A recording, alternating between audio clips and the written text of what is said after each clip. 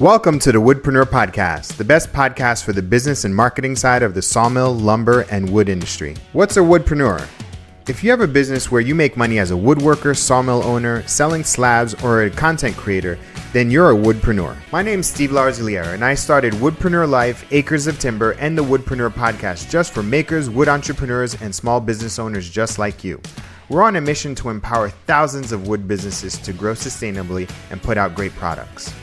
Each week, I interview makers, sawyers, content creators, and 6- and 7-figure entrepreneurs that know the wood industry inside and out. With topics covering everything from the urban lumber movement, sustainable sourcing and design, we'll discuss the ins and outs of how to grow, monetize, and fully immerse yourself in the woodpreneur lifestyle. If you're a hobbyist, a full-time wood business owner, part-time entrepreneur who wants to become a content creator, or quit your day job to pursue your dreams, the Woodpreneur podcast is just for you. Thanks so much for listening. Now enjoy this episode. Hey, welcome to a brand new episode of the Woodpreneur podcast. Here's your host, Steve Larosiliere. Today's guest is John Bohman from Dovetail Furniture Company. How you doing, John? I'm great. How are you doing? I'm well, thank you. Yeah, Thanks for making the time to talk. my pleasure. Hey, why don't you tell everybody your origin story? How'd you get started? So I always wanted to be a carpenter growing up when I was a kid. Um, I took a lot of different career paths. I was a chef for a good while. Um, I worked in the trades off and on, and I started road construction so I could afford to go to a woodworking school back in '03. And that's what I did. And ever since then, I've been getting after it with my business, and yeah, and here I am. That's awesome. That's Yeah, awesome. yeah. And how many years has it been? I went into business in 2005, Oh, that's quite a so long time. it's like 19 years. I know. I have to like pinch That's myself. that. What? Tell the first couple years progression. Like how did you get the business off the ground? Well, I had a mentor that told me the best thing to do is to find one thing that you're really good at and do that, and specialize in that. I did not listen to him, and I did everything. I did everything from kitchens to furniture, um, to woodwork, like built-ins and such. And I think it took me probably 10 to 15 years to kind of get good at the broad range of the things that I was specializing in. So, Yeah. I would, the first few years were incredibly difficult trying to launch a business. Um, you take anything you can get, and you make a lot of mistakes. And I made hundreds of mistakes. I mean, I specialized in making mistakes for a long time. Um, Mm-hmm. and now I feel like I'm at a point where I've made those major mistakes, and I have a pretty good clientele base, and it seems to be working pretty well. So, That's awesome. That's yeah, awesome. What talk about the vision that you had when you first started, once you sort of, you know, sure. like the and where you are now. So, my because I had such a hard time finding training for woodworking, I Mm-hmm. decided early on that when I got to a point where I would offer classes. So my initial Mm. business plan was very broad and very overambitious. It was um, build kitchens, build fine furniture, and teach classes.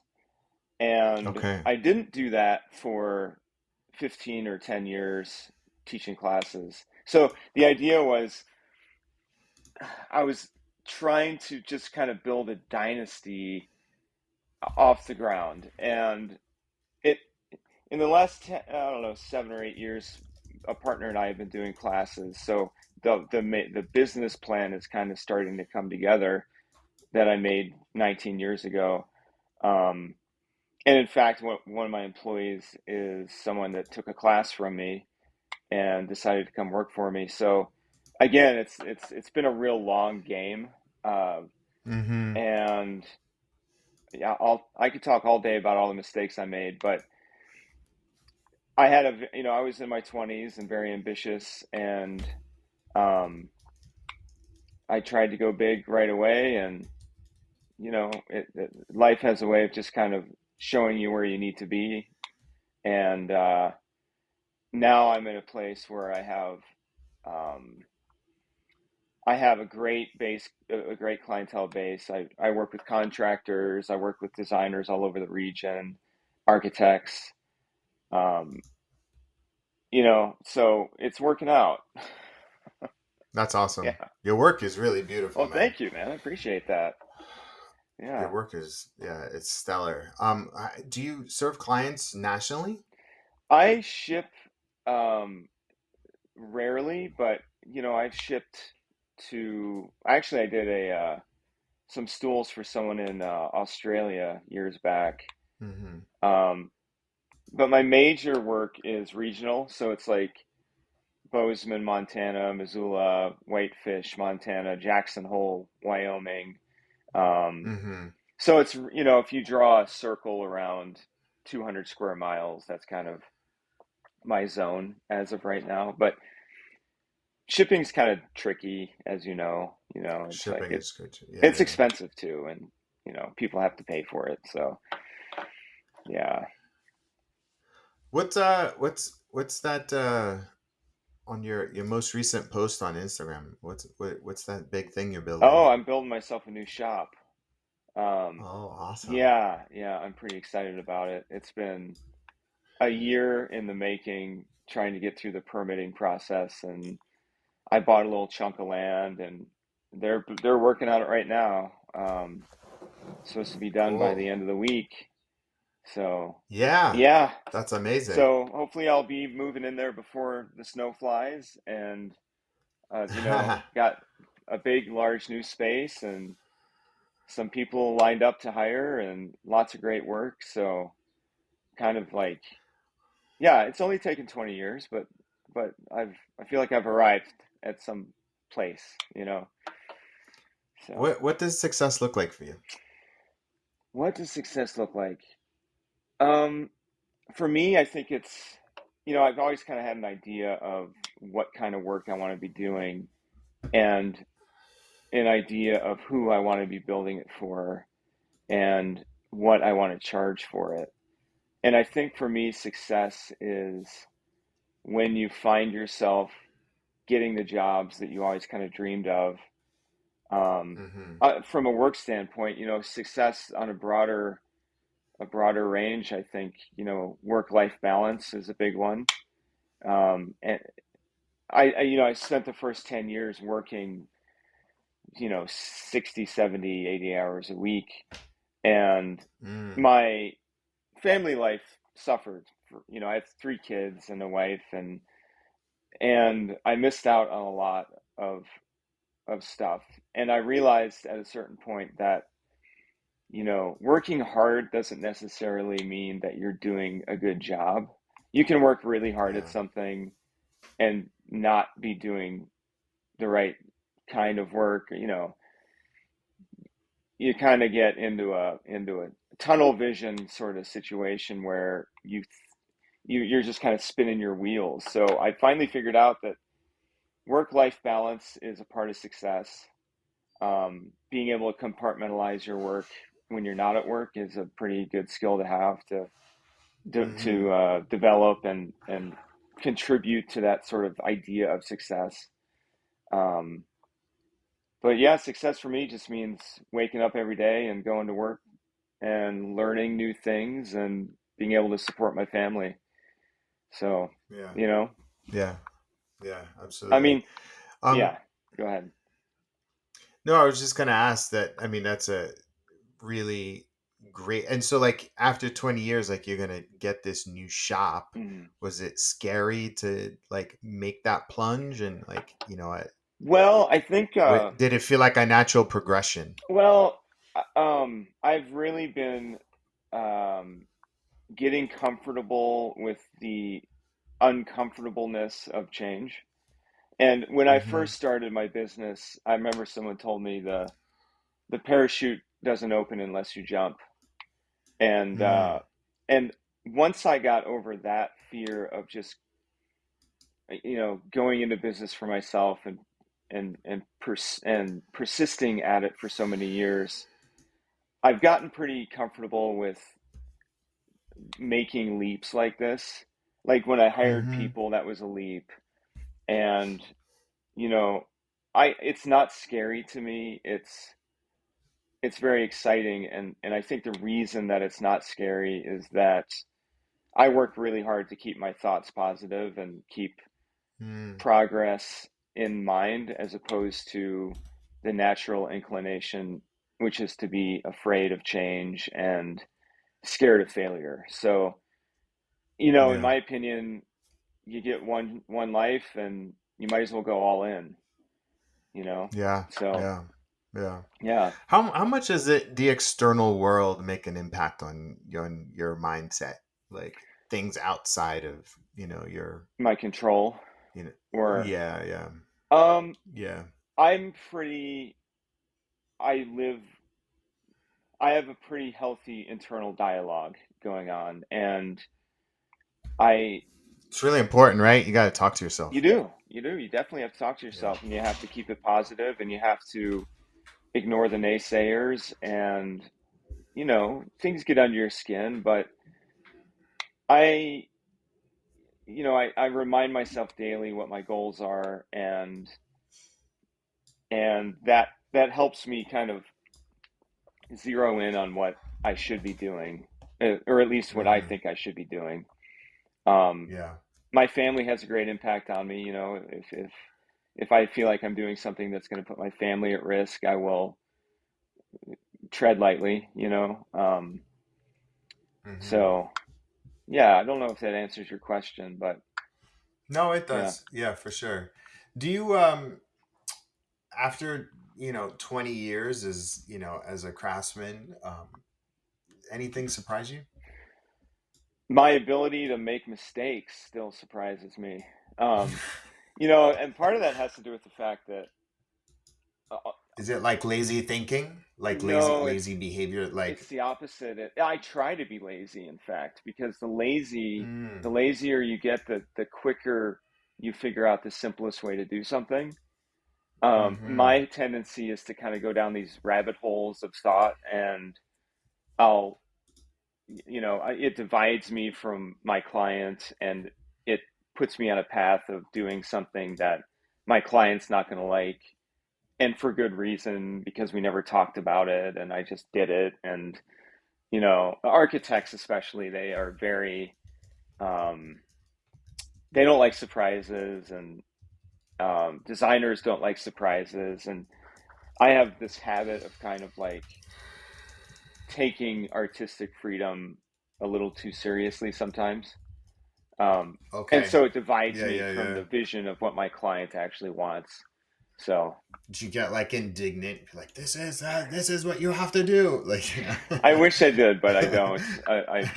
I've learned to just be like, you know what, I screwed up, and I'll redo mm-hmm. it. And that's a reoccurring lesson is there's usually a right way to do something, and even if you have to go back and redo something, it's the right thing to do, and that can be hard, um, but it's right. So, you know, reputation has everything to do with my being able to stay in business for 20 years, and I worked really hard to not be a people pleaser, but to follow through and be um, forthcoming and reliable. So, yeah. Yeah. How big is your team? I had two people. I had to unfortunately let one go.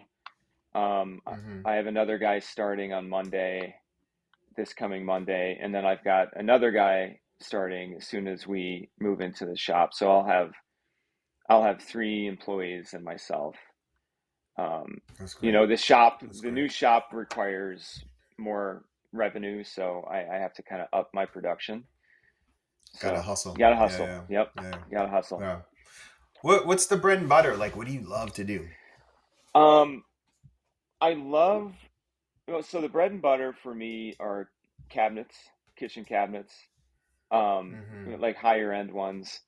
But what I love to do, Solid wood. we use a lot of plywood, a lot of like, Mm-hmm. veneered plywood. Um, Mm-hmm. we kind of have a system for that. That keeps the wheels turning, but I'd say I Mm-hmm. do probably 35% fine furniture. And we've been doing a lot of like record consoles lately, which are fun. Chairs are, Yeah.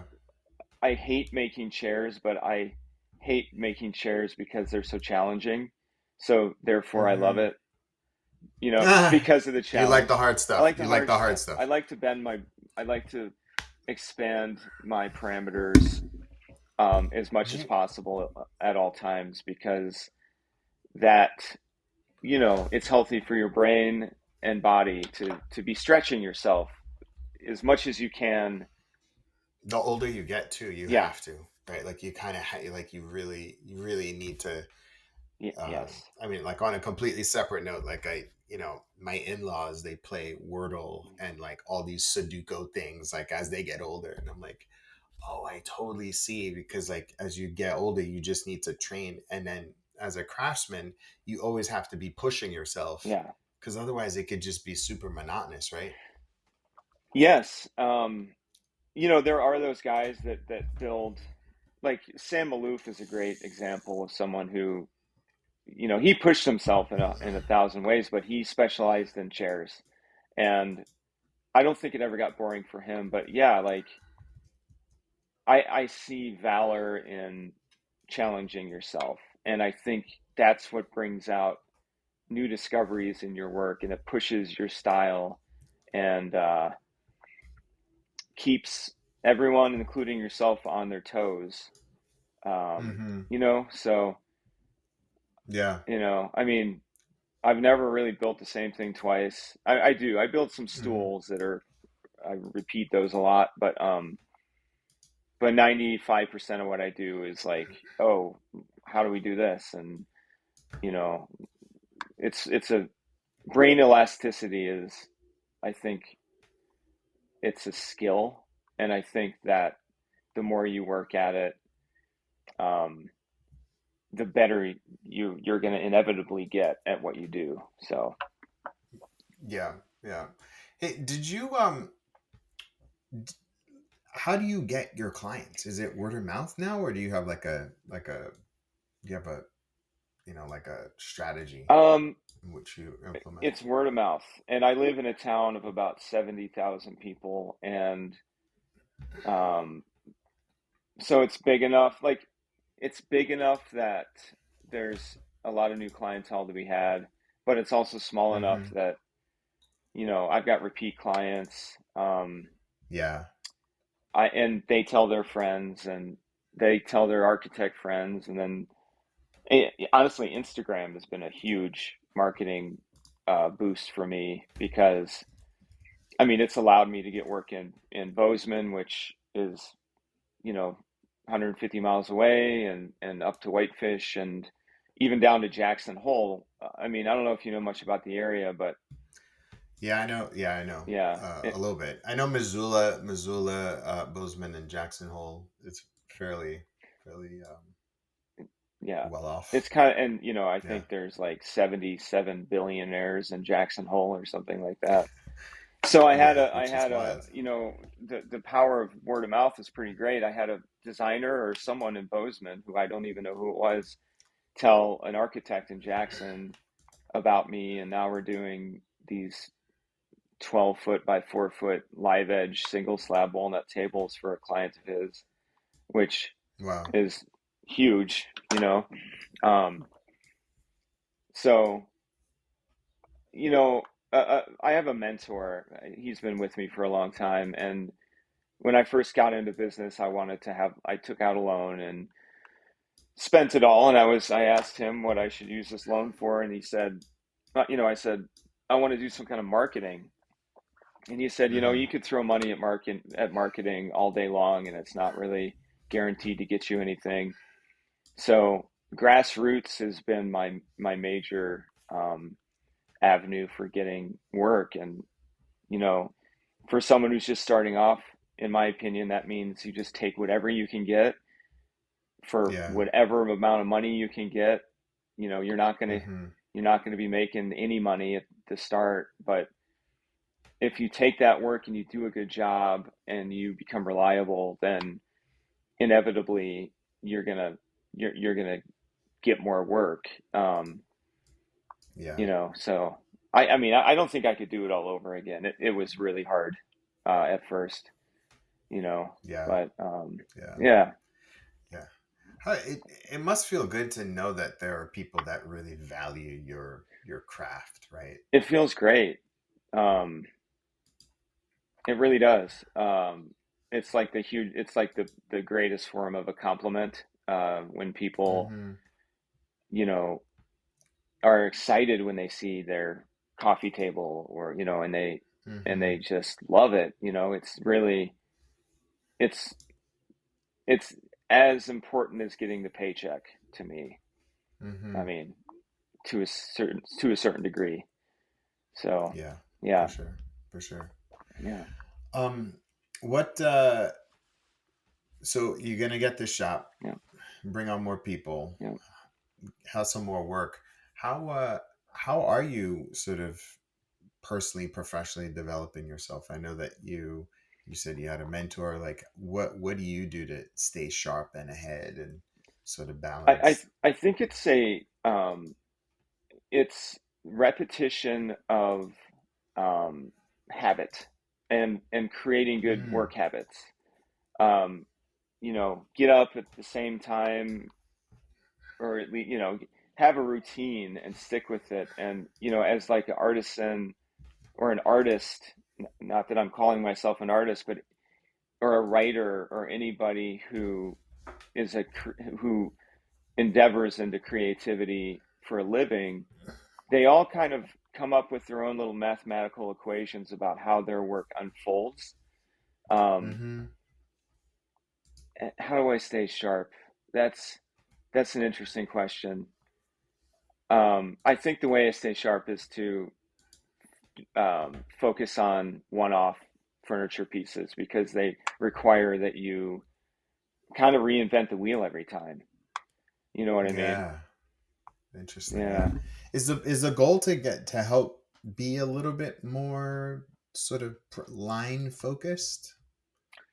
Um, Like have a line to do repeatable, or is it really around the custom? I, you know, through what I was just describing, which is like any artisan, artist, or writer or painter, you come up with a set of tricks or a set of Mm-hmm. rules that your work revolves around, whether it be, you know, like I use the golden ratio on everything, 1.618 for all my design. Mm-hmm. And I've come up with certain little tricks that I use in my custom work, and it's leaning itself toward like, yeah, I think I could do a line of furniture and actually have success with that um, by using the tricks that I've accumulated over 20 years.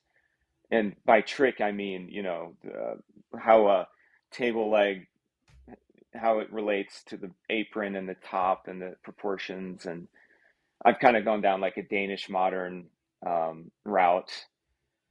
And As the aesthetic. yeah, that's kind of what I gravitate toward. It was not Mm-hmm. intentional, but it just kind of happened.